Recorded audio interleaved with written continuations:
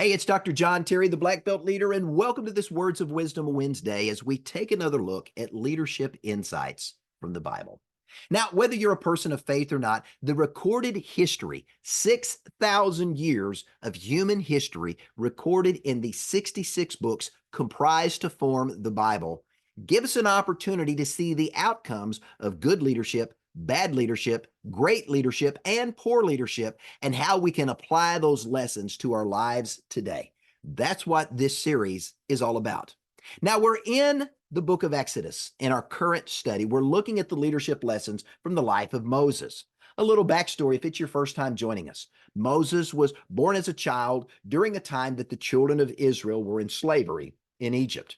He was adopted by Pharaoh's daughter, raised in Pharaoh's home when he should have been murdered. As he grew up and realized who he was, he murdered an Egyptian soldier, fled for his life to the land of Midian, where he married and worked as a shepherd for many years. He had the proverbial burning bush moment where he had an encounter with the God of the Bible, who sent him back to Egypt as a savior, as a Messiah, to help free his people, the Israelites, from bondage in Egypt. We have the story of the parting of the Red Sea. We see the plagues that God brought upon the land of Egypt that we read about in the book of Exodus. And now as we pick up our story, the children of Israel have been traveling through the desert. They have encamped at the base of Mount Sinai. Now, Mount Sinai, according to the Christian Bible and the Jewish Torah, as well as if we go and look at other holy scriptures, they refer to Mount Sinai as the mountain of God. And as the children of Israel are there, Exodus chapter 20, where we are today, it is the 10 Commandments chapter of the Bible. These 10 Commandments have served as the framework for many countries. Many organizations, including the United States, have built their foundational documents based upon these Judeo-Christian principles, some of which we find in Exodus chapter 20. Let's jump right in and let's take a look at leadership lessons from Exodus chapter 20, the 10 Commandments. Exodus 20, verses 1 through 7. And God spoke all these words. I am the Lord your God, who brought you out of Egypt, out of the land of slavery. You shall have no other gods before me. You shall not make for yourself an image in the form of anything in heaven above, or on the earth beneath, or in the waters below. You shall not misuse the name of the Lord your God. Now, there's an interesting leadership insight that we take from these first 7 scriptures. And here's that leadership insight. A good leader is going to demand allegiance and loyalty from those they are leading. Now, we clearly see in these first 7 verses of Exodus chapter 20 that God was very specifically outlining his expectations, his rules of right living, and his demands of obedience in exchange for his provision and his protection. Now, it's a common theme all throughout the scriptures that we see what I refer to as the if-then conclusion. Throughout the scripture, we see God, as he speaks to his people, constantly saying, if you will do this, then in turn, I will do that. It is a law of reciprocation. If you perform this task, I will perform this task. If you do this duty, I will do this duty. If you do this, I will do that. It's cause and effect. It is choice and consequence. It's described by a number of names throughout leadership training. And throughout history, we've seen variants of this. But what we're really seeing here is an outline of allegiance and loyalty being expected. Now, the practical application is really the same. As a leader, you want to make sure the people that you are leading are committed to you and they're going to be willing to follow your instruction. As you point to the fact that this is where we as an organization, this is where we as a team, this is where we as a family are going, you want the buy-in and the commitment and the support of those who are following your lead. Because when you have a divided loyalty, and we're going to see it later on as we go through and expound further in these leadership insights from the Bible, you will see, and we've seen it throughout history, where divided loyalties can undermine effective leadership. And divided loyalties can actually topple not just a business, but it can topple an empire. Now, let's move on. Exodus chapter 20, verses 8 through 10. Remember the Sabbath day by keeping it holy. 6 days you shall labor and do all your work. But the seventh day is a Sabbath to the Lord your God. On it you shall not do any work, neither you, nor your son or daughter, nor the male or female servants, nor your animals, nor any foreigner residing in your towns. So, what's the lesson that we can learn from these three scriptures here? Again, pretty straightforward. A good leader doesn't work his or her people to death. They don't tirelessly work their people until they can work no more. That is a form of slavery. The children of Israel had been enduring that for years and years in Egypt. And God wanted to set a different example. He understood work-life balance, and he wanted to create specific time set aside for family and for individuals to remember and honor and revere him. So as we read this particular passage, practically and literally what God is saying, one day of the week, I want you to set aside to honor and worship me. God wanted to give his people an opportunity to rest and to recover. Remember, 6 days during the week, they're traveling through the desert. They're moving from place to place. They're moving their families. They're moving their flocks. They're moving all of the possessions they brought with them from Egypt. And they're having to set up tents. They're having to take tents down. They're having to move back and forth as they're moving slowly towards this land of promise that they are working their way towards in the future. And God understood if they didn't have an opportunity to rest, to recover, and to refresh, at some point they were going to burn out. Now, there's a practical lesson for you and I as leaders as well, because good leaders understand there has to be some balance between work and life. You have to give your people, the ones you're leading, an opportunity to work hard and to get things done, but you also need to have an opportunity for them to rest, to recover, and to refresh. There needs to be time taken where you hit the pause button, and it's not just push, push, push, but you hit the pause button and you celebrate the successes along the way. You look back at where you've come from and where you are, and you celebrate the progress that you've made and give everybody an opportunity to breathe, to refresh, to enjoy the moment, realizing they've made progress. Good leaders also understand that you got to give people time when they're going through struggles and they're going through difficulties. Sometimes you've got to hit the pause button to let them look at what's going on in their life, the failures they're experiencing, the challenges and obstacles that are before them, and reflect on what those things are trying to teach them so they can learn the lessons of failure, roadblocks, obstacles, challenges, and setbacks so they can become a better version of who they are and what they do, so they can move forward with greater understanding and greater opportunity to get to the finish line and to accomplish the goal or objective, or to get to that destination that everyone is trying to get to. Now, let's move on in this passage and let's look at Exodus 20, verse 12. Very familiar passage. Honor your father and your mother, so that you may live long in the land the Lord your God is giving you. Now, this is a very straight admonition, and as we look at it, it's very straightforward. Good leaders honor those who came before them. A good leader understands that lineage and legacy are important. You've got to remember what got you to where you are, to have an opportunity for the people to see it was these individuals, it were these actions, it were these choices that were made that got us to where we are today and have equipped us for where we're going to go tomorrow.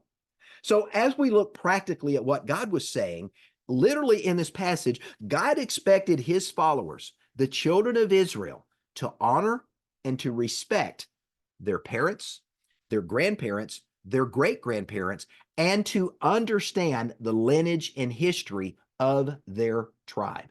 He wanted people to remember where they came from and where they are and where they're going. God also wanted to reinforce a very important leadership quality, and he made it very clear. Leadership starts at home. And when children honor their parents, giving their parents the respect that is due them as the leaders in the home, they are understanding for the very first time what it means to lead and what it means to recognize leadership for what it is. Now, as we apply this to practical application today, you as a leader also need to honor the lineage and the legacy of those who came before you. If you're stepping into a new leadership role in an organization, in a business, or you're getting married and you're coming into a new relationship, whatever it may be, you've got to honor the people that got you to where you are. If you're stepping into a C-suite position or the position to be leading an organization, you've got to appreciate and value and acknowledge the people that have built the business to the point of where it is today and the opportunity for you to take it and to grow and build upon their successes so that you can make that business, that endeavor, that organization even more successful. Same thing in a church or religious organization, in a school, in a volunteer group. Honoring those who came before you, the efforts they put forth, the successes that they accomplishment, the goal is to build upon them, to acknowledge what they've done, give it its worth and its due, and then build upon it and make it even better. Remember, good leaders honor the lineage and legacy of those who came before them. So let's wrap up today's teaching with a few more passages as we finish taking a look at the 10 Commandments. Verses 14 through 17, chapter 20, book of Exodus. You shall not murder. You shall not commit adultery. You shall not steal. You shall not give false testimony. That means to lie against your neighbor. You shall not covet your neighbor's house. You shall not covet your neighbor's wife or his male or female servant, his ox or donkey, or anything that belongs to your neighbor. Now, again, this is a very straightforward statement that God is making. God is outlining a series of prohibitions to protect life and property. These same shall nots we see incorporated into the foundational documents, the Constitution of the United States. We see these same basic truths in many of the documents that govern countries around the world. Very simple to understand things. Don't murder, don't steal, don't do things that go against societal norms. It establishes boundaries to make sure that societal norms are established, again, to protect life and to protect property. Good leaders see the example that God set forth in Exodus chapter 20, and they established rules for right living and rules for a peaceful, profitable society. Good leaders are going to step into any organization, whether they're at home, they're working in a business, they're serving in a volunteer organization, or they're leading some other organization, and they're going to make sure that there are rules, there are regulations, and there are boundaries in place so that as a group, that group, whether it's a family, whether it's a business, or whether it's a volunteer organization, whatever it might be, they can peacefully coexist with mutual respect and cooperatively work together for the benefit of the organization.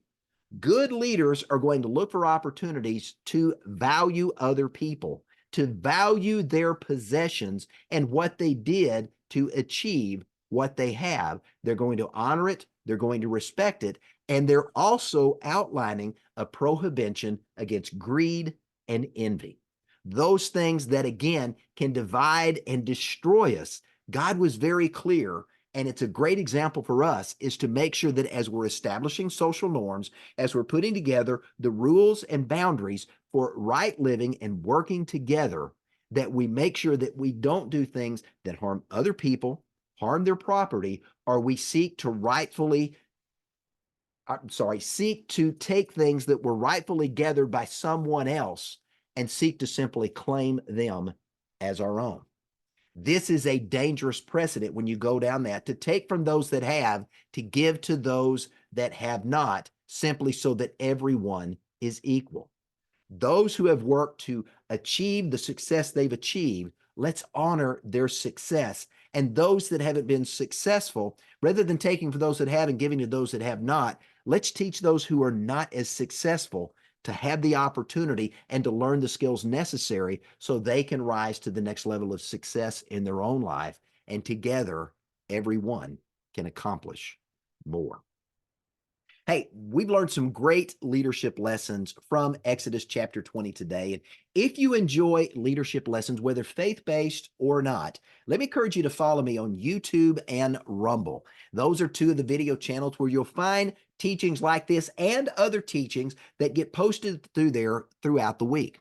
If you're a podcast fan, I have two podcasts. One that you're listening to now, the Leadership Insights from the Bible. Every Wednesday, a new lesson post. And on Thursdays or Fridays, depending on the day of the week and my travel schedule, we post a new leadership blog, a new leadership podcast, the Black Belt Leadership Podcast. It's an opportunity to learn about leadership, personal growth, professional growth, and an opportunity to become a better version of who you are and what you do.